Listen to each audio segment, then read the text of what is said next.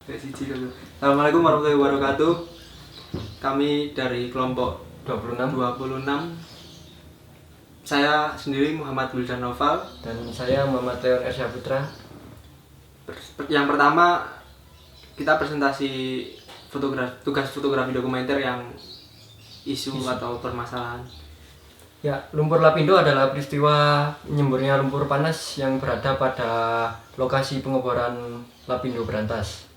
Lumpur lapindo adalah peristiwa menyemburnya lumpur panas di lokasi pengeboran Lapindo Brantas. Tepatnya di Dusun Balongnongo, Desa Renokenongo, Kecamatan Porong, Kabupaten Sidoarjo, Provinsi Jawa Timur.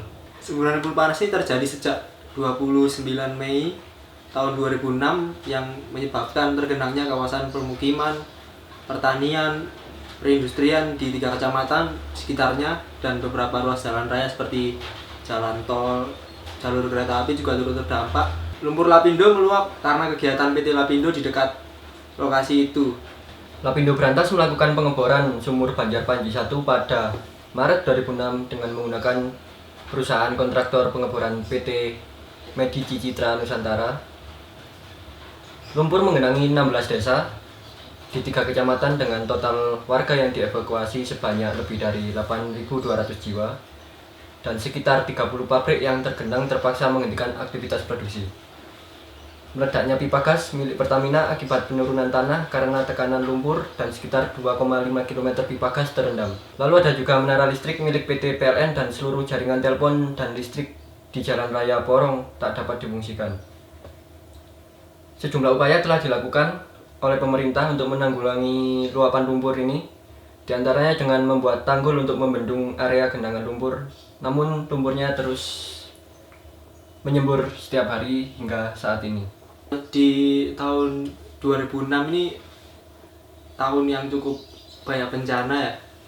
Di kota saya sendiri, Pasuruan, juga waktu itu ada tanggul jebol yang menyebabkan banjir yang cukup tinggi dalamannya, dan 2 hari sebelum peristiwa lumpur ini ada gempa Jogja juga di tanggal 27 Mei. Jadi 2006 ini cukup banyak bencana. Lanjut ke latar belakang, alasan yang cukup kuat kenapa kami mengangkat isu ini karena kami sendiri berasal dari Jawa Timur dan rasa ingin tahu yang cukup besar apa dampak dan keadaan lumpur lapindo di sekitarnya saat ini kayak gimana gitu. Dan kami juga ingin mendokumentasikan dan ngasih tahu ke khalayak banyak orang bagaimana sisa-sisa atau puing-puing yang terjadi akibat semburan lumpur lapindo ini. Selanjutnya proses kreatif.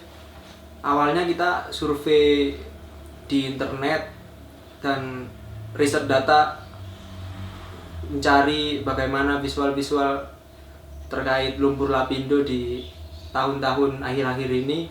Kemudian survei lokasi terhitung pada tanggal 11 Maret tahun 2020. Kita melakukan pemotretan selama 4 hari mulai tanggal 12 sampai 15 Maret 2020.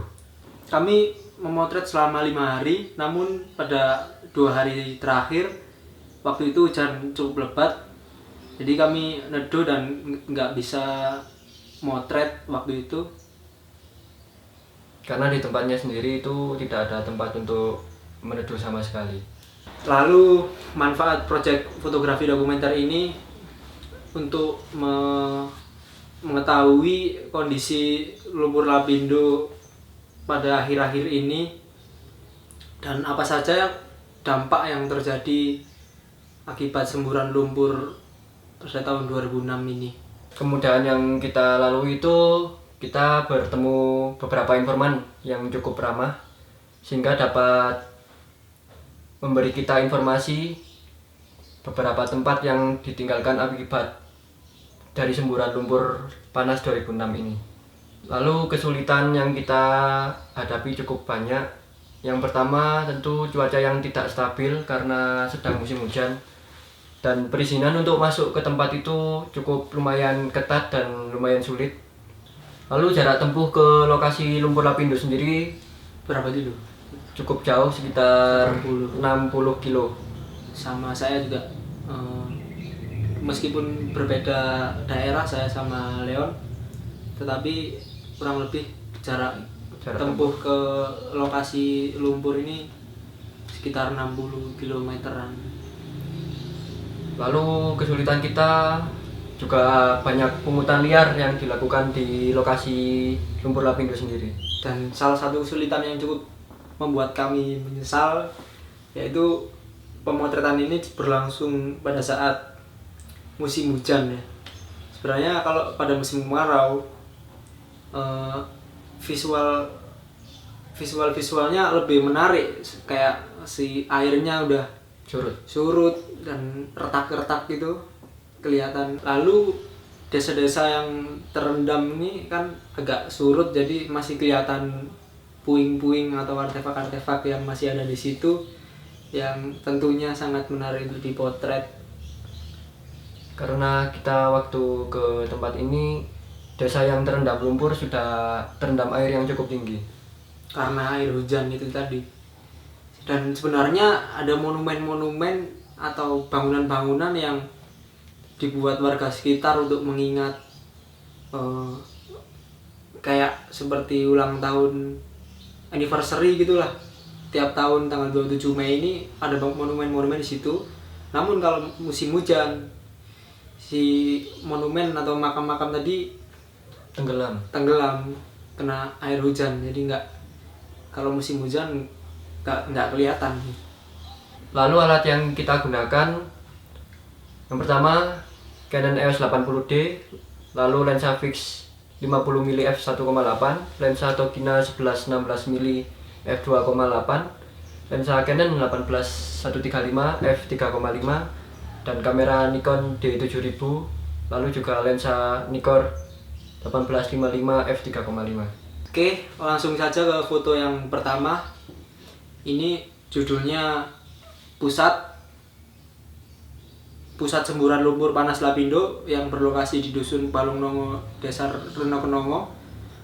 Lokasi pusat semburan ini berjarak 150 meter dari sumur Banjar Panji 1 atau tempat pengeboran minyak yang bocor. Jadi di sini nih, perizinannya sangat ketat. Kami nggak bisa terlalu jauh untuk masuk ke dalam buat motret lebih detailnya lagi, dan harus ada izin sangat-sangat resmi, dan bahkan untuk tugas kuliah saja belum bisa sampai masuk ke dalam gitu, kata masih penjaganya.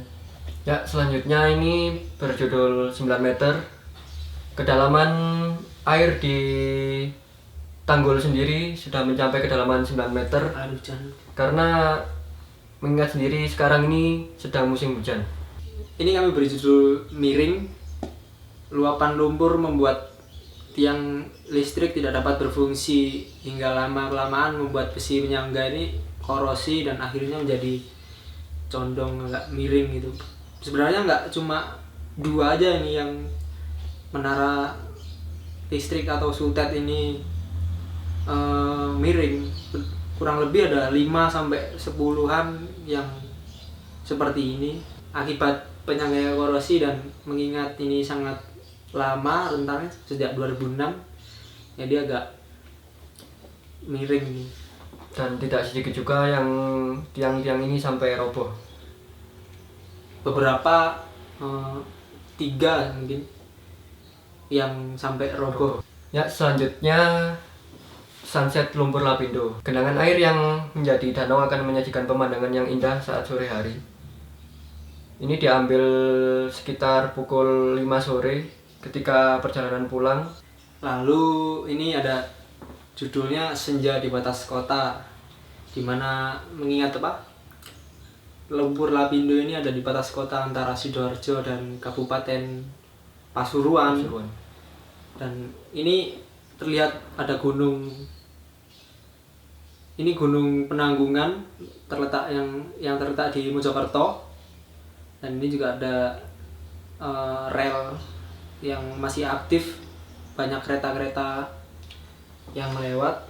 Dan tempat ini tepatnya ada di seberang pusat semburan lumpur Lapindo ini. Kami motret dari atas tanggul. atas tanggul.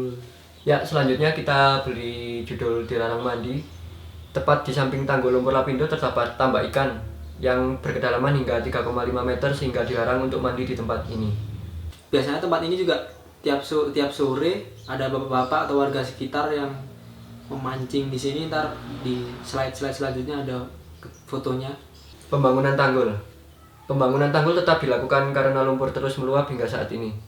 Proses pembangunan tanggul menggunakan alat berat untuk mengangkut material yang digunakan untuk membangun tanggul ini sendiri.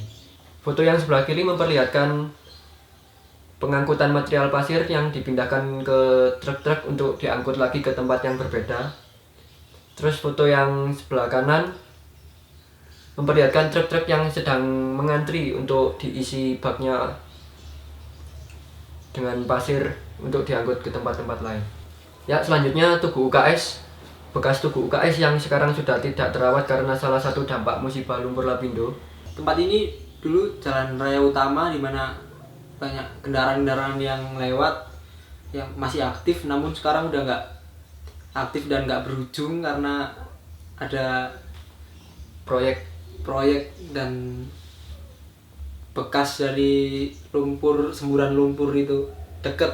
Selanjutnya foto ini cukup menarik bagi saya karena foto ini tempatnya saya dapat info ada tempat nggak terawat atau abandon ini dari salah satu informan yang kebetulan cukup ramah. Beliau mengasih informasi bahwa di beberapa titik ada tempat-tempat umum yang dulunya aktif dan sekarang udah terbengkalai. Ini sekitar kurang lebih 2 km dari semburan lumpur, dan ini kami juduli tak terawat karena kondisi yang dulu tempat aktif dan tempat umum yang masih digunakan seperti masjid itu dulu aktif dan sekarang udah terbengkalai. Kuburan ini beroperasi terakhir pada tahun 2006, dan kenapa ini kok catnya masih baru-baru kan setiap hari raya umat-umat muslim pasti berkunjung ke ziarah ke kuburan, entah ini keluarganya atau bisa dilihat ini wafat yang sebelah kanan ini tahun 2005. Selanjutnya ini judul puing bangunan. Tepat di samping tanggul lumpur Lapindo terdapat tadi yang kolam atau tambak ikan yang dibuat mancing. Ini sepedanya si pemancing, bapak-bapak yang sedang mancing parkir di sini tepat di belakang. Ini dulu SD yang udah nggak terawat dan nggak dipakai lagi, udah dipindahkan. Selanjutnya ini mancing tampak agak longsut. Saya motret dari tanggul di atas di seberang waduk. Pada sore hari warga-warga nggak cuma bapak-bapak aja, kadang ada yang ngajak anaknya untuk bermain di sini. Namun waktu itu kami agak dari jauh jadi nggak terlalu bisa motret untuk close up untuk memperlihatkan anak-anak sama keluarganya mancing di sini. SDN Jatirejo 1. Sisa puing bekas bangunan SDN Jatirejo 1 yang sudah ditumbuhi rumput yang cukup tinggi dan bangunan yang mulai rapuh karena sudah lama ditinggalkan dan sudah tidak terawat lagi. SDN Jatirejo 1 ini berlokasi tepat di depan tanggul lumpur Lapindo Porong. Tepat di depan tanggul lumpur Lapindo terdapat bangunan yang sudah hampir roboh karena dampak dari semburan lumpur panas itu sendiri. Bangunan yang sudah miring disebabkan karena pondasi dan pilar yang mulai rapuh karena sering terjadi pergerakan tanah di daerah lumpur Lapindo ini sendiri. Bangunan ini cukup menarik karena ini di depan ini jalan utama, dan saya sering pergi ke Surabaya untuk keperluan apapun pasti melewati bangunan ini, dan dulu sempat dijual, ada tulisan dijual, namun beberapa tahun terakhir udah nggak tulisan dijual udah nggak ada, jadi memang udah nggak layak dihuni lagi kayak bangunan ini. Ya, ini behind the scene kita saat sedang melakukan pemotretan di lumpur Lapindo. Ini tampak saya yang memotret motret si bapak-bapak mancing tadi, dan ini yang di kuburan tadi. Cukup sekian yang bisa kami sampaikan perihal fotografi dokumenter tugas isu atau permasalahan ini. Semoga bermanfaat, dan terima kasih dan maaf apabila ada kesalahan kata dari kami. Dan selanjutnya akan saya lanjutkan di tugas fotografi dokumenter yang tokoh inspiratif. Kali ini presentasi fotografi dokumenter yang tokoh inspiratif yang berjudul Dias Prabu, seorang muralis batik. Langsung saja deskripsi singkat mengenai Mas Dias Prabu ini adalah seorang seniman visual atau muralis batik. Sebagai seorang seniman, Mas Dias banyak melakukan pameran tunggal atau pameran kolektif di dalam negeri atau di luar negeri. Lebih tepatnya beberapa kali pameran tunggal atau kolektif di Australia. Dias Prabu lahir pada tahun 1987 di Kota Malang, Jawa Timur. Beliau pernah memenangkan kompetisi desain mural di Galeri Nasional atau Galnas pada tahun 2014. Dan sejak itu muralnya dengan Mas Dias membawanya beliau ke kota-kota seperti di beberapa kota-kota Jawa, di Aceh, Kalimantan Timur, dan bahkan bagian paling utara di Indonesia. Dalam perjalanan muralnya, motif, pola, dan elemen yang ia gunakan berasal dari seni dan budaya tradisional di setiap daerah yang beliau kunjungi. Beliau memutuskan untuk mendapatkan gelar sarjana seninya di Universitas Negeri Surabaya atau UNESA pada tahun 2005 sampai 2009, dan menyelesaikan gelar magisternya di Pasca Sarjana ISI Yogyakarta pada tahun 2010 sampai 2012. Selanjutnya latar belakang. Sebagai seorang seniman yang produktif dan progresif, di balik itu Mas Dias mempunyai kehidupan yang sangat sederhana. Dan hal inilah yang membuat kami tertarik dan terdorong untuk mengulik lebih lanjut bagaimana seorang seniman yang produktif itu berproses. Salah satu kegiatan yang rutin Mas Dias ikutin yaitu mengikuti ronda malam. Dan dibalik keproduktifan beliau berkesenian, beliau tetap rutin mengikuti kegiatan-kegiatan sosial seperti ronda malam dan kerja bakti atau kegiatan sosial lainnya. Lalu proses kreatif yang kita lakukan, yang pertama menemukan di Instagram Explore akun Instagram Mas Dias Prabu yang mengupload karya-karya mural batiknya, yang membuat kami tertarik untuk menelisik lebih lanjut kegiatan berkesenian beliau.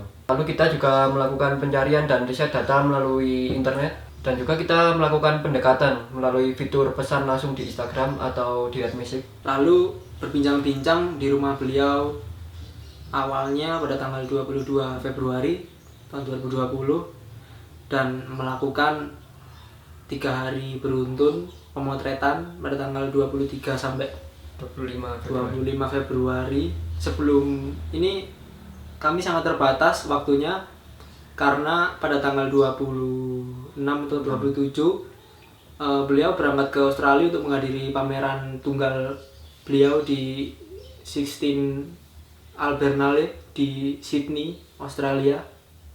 Dan kami sebenarnya ingin melanjutkan lagi pada tanggal beliau pulang pada tanggal 26 Maret, dan jauh sebelum tanggal 26 itu kami merencanakan akan memotret lebih lanjut. Ada beberapa kegiatan yang harus kita potret, namun terhalang oleh pandemi ini, jadi kami belum bisa melanjutkan, dan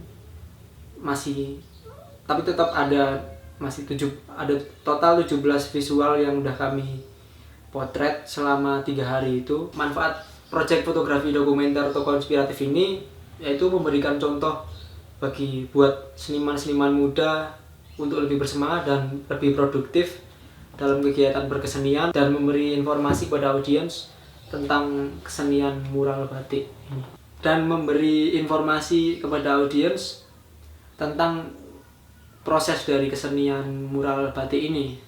Kemudahan yang kita dapat itu yang pertama, toko Mas Dias sendiri yang sangat ramah. Lalu banyak juga kegiatan yang beliau lakukan tiap malam itu selalu produktif. Sehingga ada saja hal yang Mas Dias lakukan yang bisa kita potret.